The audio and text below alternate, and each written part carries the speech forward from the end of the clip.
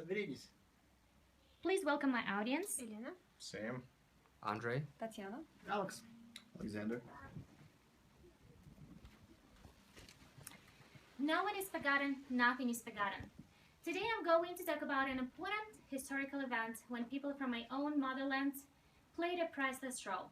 I'm going to talk about a human tragedy of the 20th century that took dozens of millions of innocent lives during the Second World War. The results of the Patriotic War tend to be reinterpreted by the different political system, just with one purpose: to detract the merit of Soviet soldiers and the entire Soviet Union society in the great victory of a German war machine. For instance, in a recent broadcast of Tejas-Pan, the main newscast of Germany's ARD public television channel, the Ukrainian Prime Minister Arseniy Yatsenyuk grotesquely distorted the history of the World War II, accusing the Soviet Union of having invaded Germany and Ukraine. The dangerous tendency to rewrite history promotes necessity to protect historical memory. According to RIA News, Greece and Russia, during the international conference in Athens, where national leaders point out that the Soviet Union changed the course of history, humanity as a whole, to establish peace on the European continent for decades. The victory went to a heavy price, and any attempts to rewrite history may lead to a repeat of the tragedy.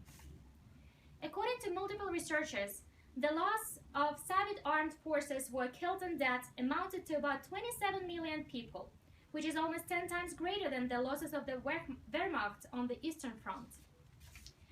The Russian President Vladimir Putin, during his congratulation speech to post-Soviet republics dedicated to the 70th anniversary of the Great Victory, remarks, "We must cherish the wonderful traditions bequeathed, fraternal friendship and mutual assistance. It is essential to educate the younger generation on the high patriotic values, to actively oppose any attempt to revival of the Nazi ideology, incitement of ethnic hatred, and falsification of our common history." Millions of civilian ethnic Jewish were imprisoned and killed by German villains during the war at numerous concentration camps. The tragic events of Holocaust are engraved in war memorials in many countries as a message to a new generation about multitudinous innocent victims of Nazi regime. The memorial complexes are being vandalized, as you may know, during past decades. They send in us a message about changing attitudes about heroes and horror of genocide.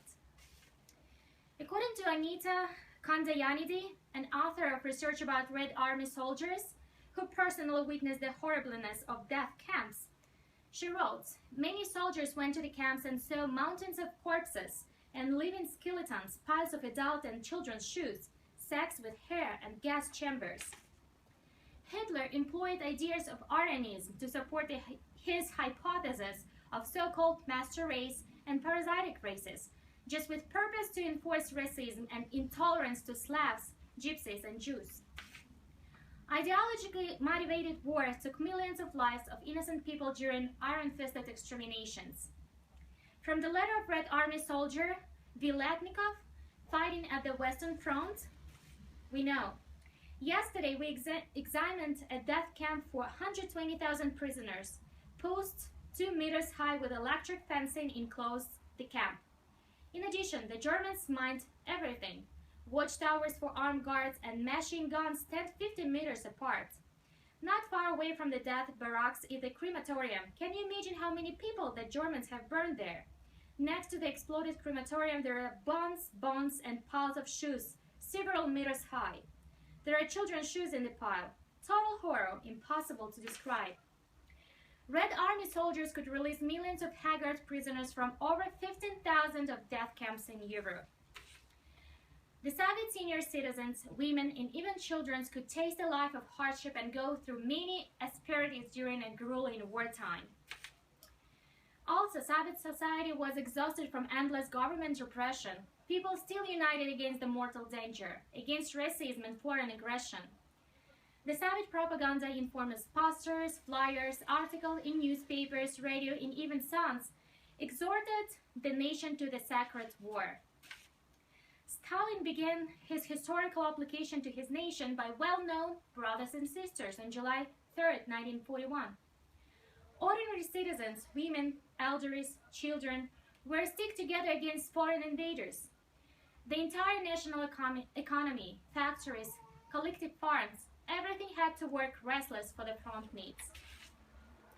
Informants' activities and their priceless contribution to successful confrontation during the battles could save millions of lives of innocent citizens as well. As Harvey Hoffler, a veteran of World War II and cryptographer, points out, for the tide of the war had turned for the Soviets from the defense to unrelenting offense, from defeat into victory, and the tide had turned in large measure because of the intelligence the informants had delivered. Today, we learned how dangerous it is to forget our history. Hardships and human deed of Soviet soldiers and ordinary citizens during the Patriotic War cannot be underestimated for new political reality's sake. Horrible tragedy of killing of millions of people should be a lesson for new generations about danger of racism and intolerance between nations. Courageous Soviet soldiers and USSR citizens had fought for the world without Nazis and sacrificed their lives for the victory. Increasing popularity of the neo-Nazi movement in Europe and worldwide should become a signal for all of us as a modern attempt to divide nations into master and parasitic races. I ask you all to honor all heroes and victims of the Second World War by a minute of silence, please.